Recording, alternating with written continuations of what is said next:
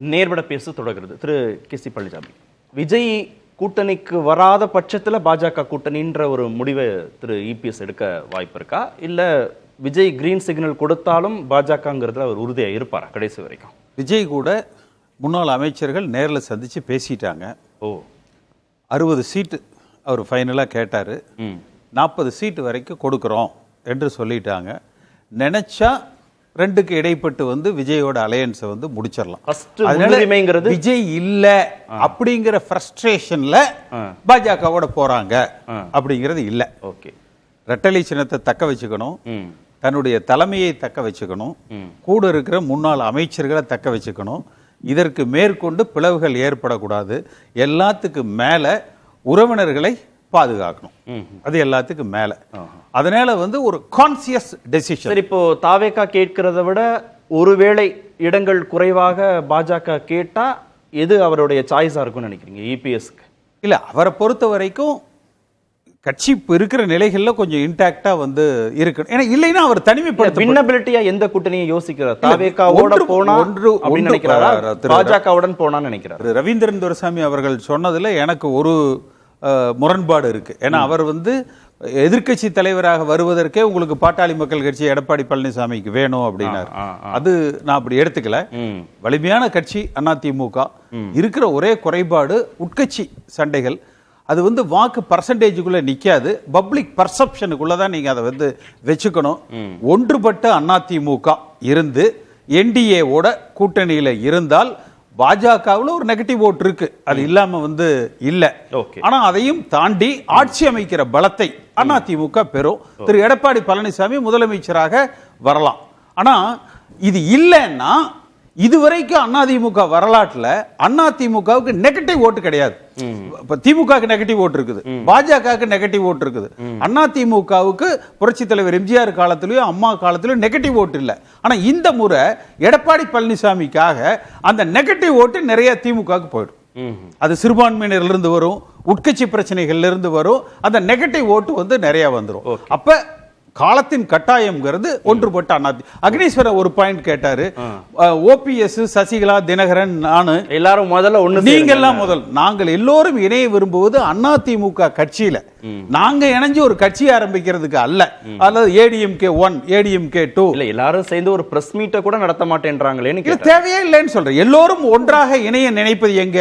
அதிமுகல. அது ரெண்டாவது. இன்னொன்னு கேட்டாரு, இல்ல நீங்க எல்லாரும் ஒன்னா சேர்ந்து ஒரு பிரஸ் மீட் பண்றீங்க, இல்ல ஒரு கூட்டம் நடத்துறீங்கன்னா ஒரு பெர்செப்ஷன் அளவுலயாவது அது ஒரு நான் ஓபிஎஸ் பேசி இருக்கேன் சார். இப்ப சமீபத்தில் கூட போன் பண்ணி பேசுறேன் நான். இல்ல திரைமறைவுல ஓகே, இல்ல அது நடந்துகிட்டு இருக்கு. நீங்க பேரா 15 படி தேர்தல் ஆணையம் பரிசீலிக்கலாம்னு சென்னை உயர்நீதிமன்ற உத்தரவு இருக்கா, கொடுத்திருக்காங்கல்ல இப்ப சமீபத்துல. அதுக்கு உச்ச நீதிமன்றத்துக்கு எடப்பாடி பழனிசாமி அப்பீல் போகல.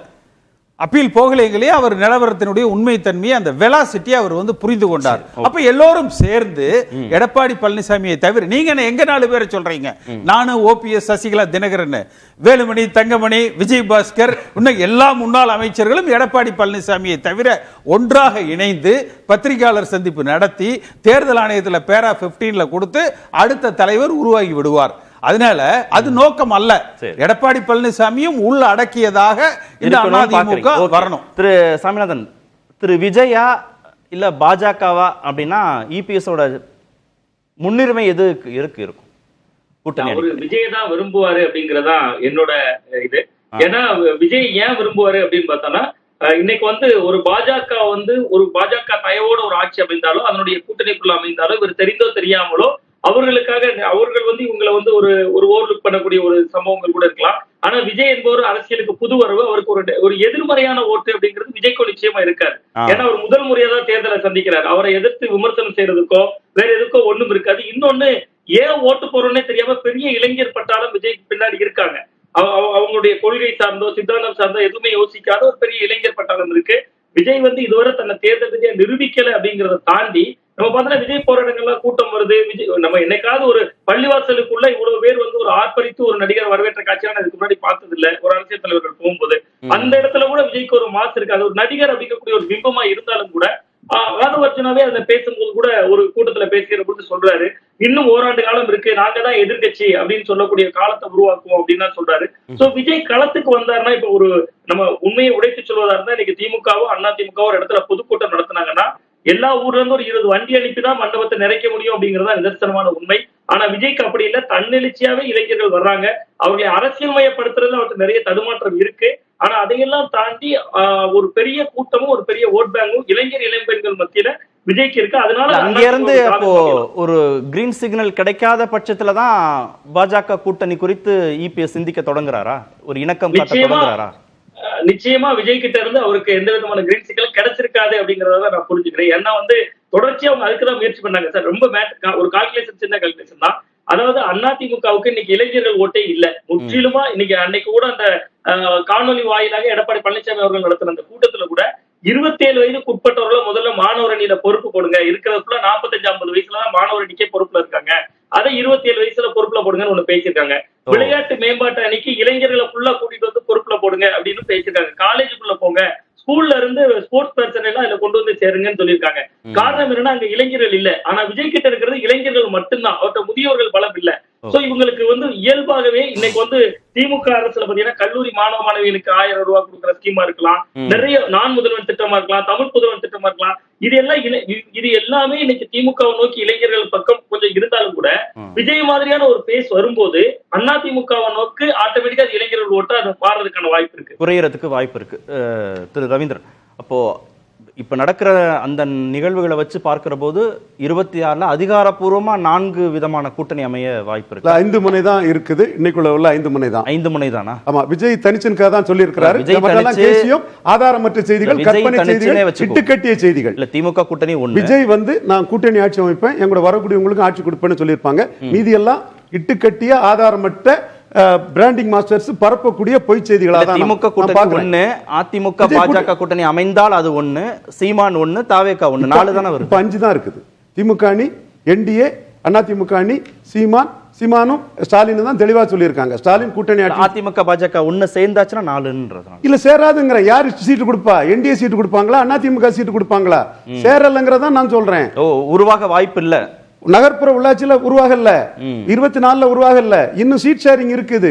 சீட் ஷேரிங்ல பிரேக் ஆகும். என்டிஏ சீட்டு கொடுப்போமா, யாரு சிஎம் கேண்டிடேட், எல்லா பிரச்சனைகளும் அதுக்குள்ள இருக்கு. அதுல அதிமுக தெளிவா இருக்காங்க. யாரு இபிஎஸ் முதல்வர் வேட்பாளராக ஏற்று, அதே மாதிரி என்டிஏயும் தெளிவா இருக்காங்க. என்டிஏ நாங்க பலப்படுத்துவோம், 2வது இடத்துக்கு வருவோம், கொண்டு வருவோங்கிறதா அண்ணாமலைக்கு இதாட்டு தெளிவா பேசுறாரு. நான் அவருக்கு சொல்றாரு, அவருக்கு கேசி என்னன்னு தெரியாது. நான் கேசியத்தை சொல்லல, தரவுகளை வச்சு சொல்றேன்.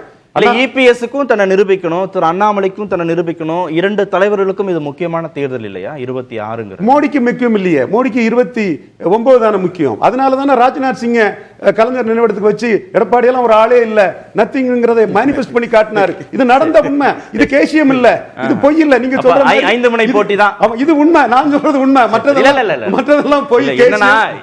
அவங்க எல்லாரும் பேசுறதும் ரெக்கார்டா அப்படியே தான் இருக்க போகுது. கண்டிப்பா 24லயும் பாமக இதுல இருக்காடு அப்படிதான் இருக்கு. உங்ககிட்ட நான் சொன்னேன், டாக்டர் ஐயா எடப்பாடியை காலி பண்ணதான் நினைப்பாரு. 26ல தமிழ்நாடு அரசியல் களம், தேர்தல் களம்ங்கிறது 5 முனை போட்டி. 5 முனை இருக்குது. இன்னும் 1 வருஷம் இருக்குது. 1 வருஷத்துக்குள்ளதான் மாற்றங்கள் வரும். அந்த மாற்றங்களை தரவுகளின் அடிப்படையில் நான் பேசக்கூடியவன். அவர் கற்பனையின் அடிப்படையில் பேசுறாரு. அதுக்கு அப்படியே நீடிச்சிரும்னு நினைக்கிறீங்களா? 5 முனையாவே நீடிச்சிருமா? எலெக்ஷன் வரைக்கும் மாற வாய்ப்பு இருக்கு. பல மூவ்ஸ் இருக்குது. மோடிக்கு 26 முக்கியம் இல்ல. அதனாலதான் ராஜ்நாத் சிங் கலைஞர் நினைவிடத்துக்கு அனுப்பி எல்லாரோட கணக்கையும் காலி பண்ணி எடப்பாடி எல்லாம் ஒரு எம்பி சீட் இல்லாத எடப்பாடி எனக்கு ஒரு பொருட்டே இல்லைன்னு மோடி மேனிஃபெஸ்ட் பண்ணி காட்டினாரு. அதுக்கு மாறாதான் நாம பேசிட்டு ஏடிஎம்கே டிஃபேம் பண்ணணும்ன்றதான் பாஜகவுடைய. இல்ல இல்ல இல்ல இல்ல 22 எம்பி இருக்கக்கூடிய ஸ்டாலின் தான் முக்கியம். ஸ்டாலின் தான் முக்கியம். 29 வரை அது முக்கியம். 2 ஒண்ணுதான். சரி, பேசுவோம்.